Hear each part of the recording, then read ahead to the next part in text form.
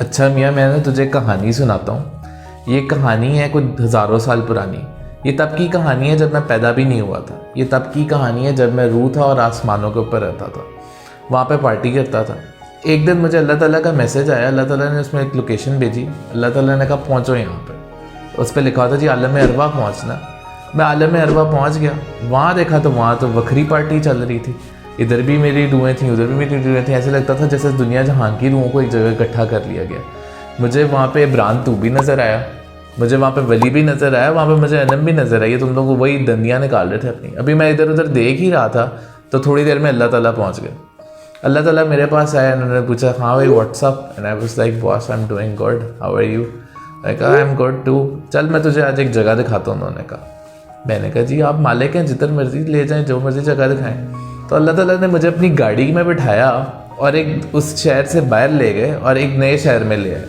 अच्छा, ये शहर कुछ इस तरह था, यहाँ ना एक सीधी रोड जाती थी और रोड बाद में जाके एक फोक के अंदर स्प्लिट हो जाती थी।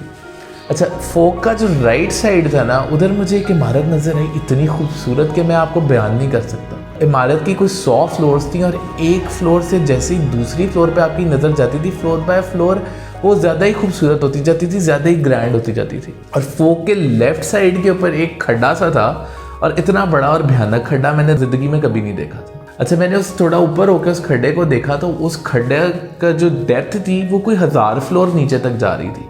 यानी कि बेसमेंट दर बेसमेंट दर बेसमेंट दर बेसमेंट हज़ारों फ्लोर हो रहे थे और वो उस इमारत से बहुत ज़्यादा बड़ा था। मैंने कहा अल्लाह ताला ये क्या सीन है, एक तरफ इतनी खूबसूरत इमारत और दूसरी तरफ इतना भयानक है, ये आपने क्या कहते हैं बेसमेंटों से बनी हुई चीज़ बना दी है।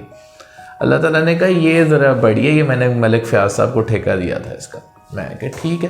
तो मैंने कहा अल्लाह ताला वहाँ पे कौन रहेगा और यहाँ पे कौन रहेगा, पहले तो मुझे बताइए यहाँ पे कौन रहना चाहेगा इस खड्डे के अंदर।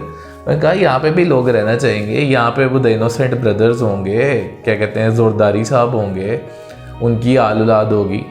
और मैंने कहा जी उस इमारत में कौन रहेगा।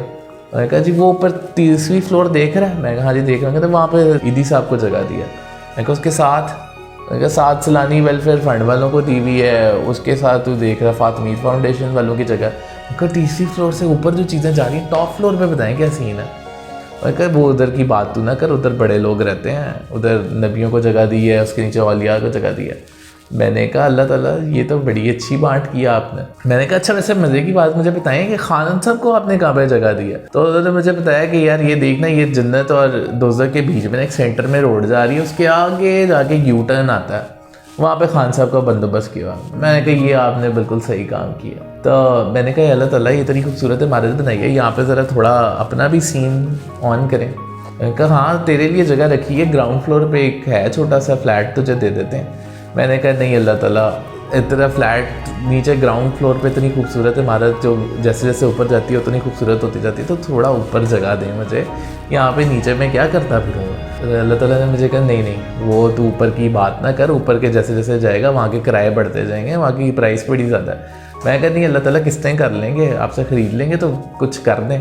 तो मुझे अल्लाह ताला ने कहा अच्छा चल फिर इसके मैं तेरा इंतज़ाम तो कर देता हूँ, लेकिन मुझे एक चीज़ बता कि इसके लिए ना एक टेस्ट है तेरा। मैंने कहा अल्लाह ताला जो आपका हुक्म, जैसे टेस्ट इतनी खूबसूरत इमारत है, मुझे टेस्ट जो है ना उसके लिए मैं हाजिर हूँ। तो मुझे अल्लाह ताला ने कहा अच्छा ये कि तू मुझे पहले बता अलस्तु बिरब्बिकुम, मतलब कि बता तेरा रब कौन है। मैंने कहा ये कैसा सवाल पूछ रहे हैं आप, आपके अलावा कौन हो सकता है रब।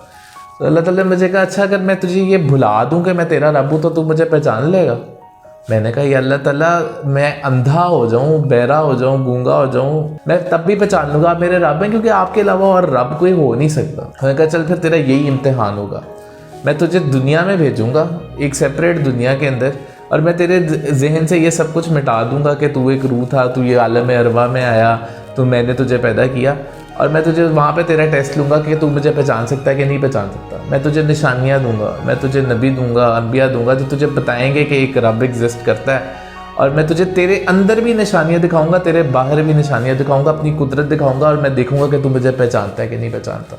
तो क्या तुझे टेस्ट मंजूर है। मैंने कहा ये अल्लाह ताला ये तो हो ही नहीं सकता कि मैं अपने रब को भूल जाऊँ। अच्छा जी, उसके बाद हम आ गए दुनिया में।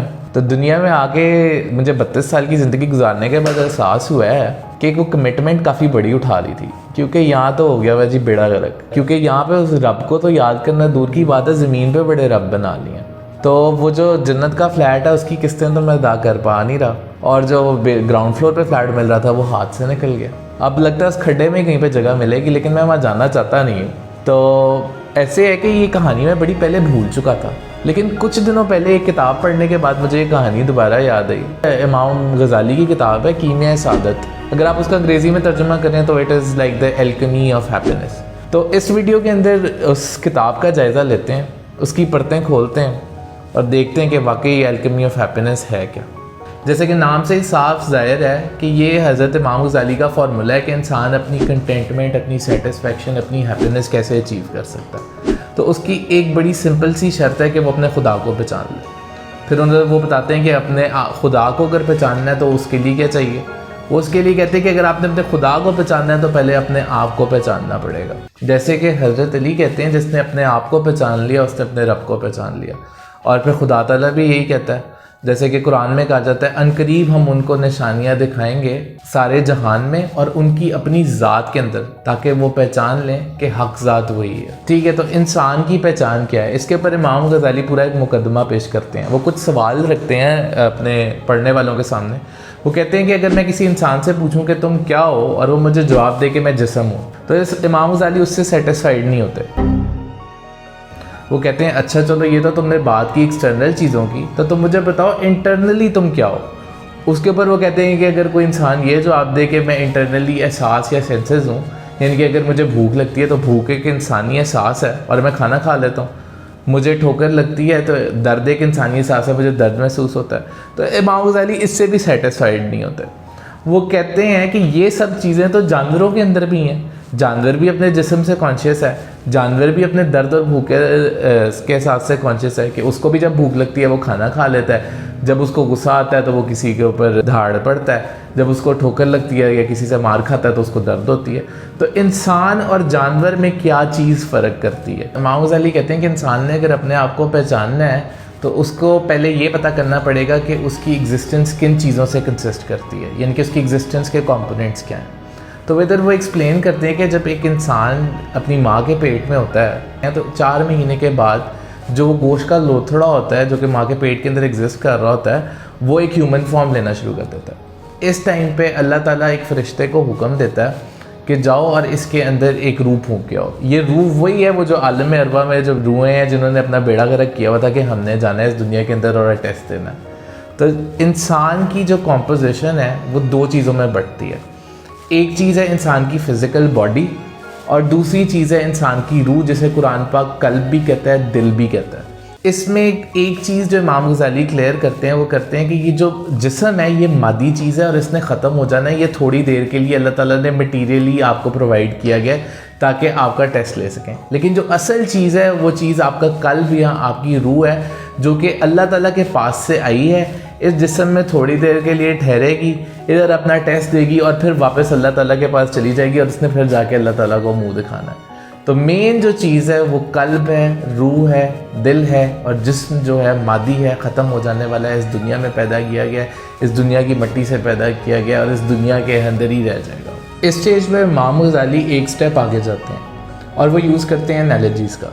इसमें वो एनालॉजी इस तरह लेते हैं कि जो आपका कल्ब है या जो दिल है, जिसको हम रूह भी बोलते हैं, ये एक बादशाह है और जो आपकी फ़िज़िकल बॉडी जो है ये उसकी रियासत है या उसका किंगडम है। और इस बॉडी के अंदर जो अज़ा में दिए गए हैं, जो ऑर्गन्स हैं, जो लिम्स हैं, बेसिकली वो इसके लोग हैं जो कि तरह तरह के सेक्ट से बिलोंग करते हैं और तरह तरह के एक्शंस परफॉर्म करते हैं। अब जब किसी बादशाह ने अपनी रियासत के ऊपर हुकूमत करनी होती है तो इमाम गज़ाली कहते हैं उनसे 3 लोगों की ज़रूरत होती है। एक होता है जी एडवाइज़र।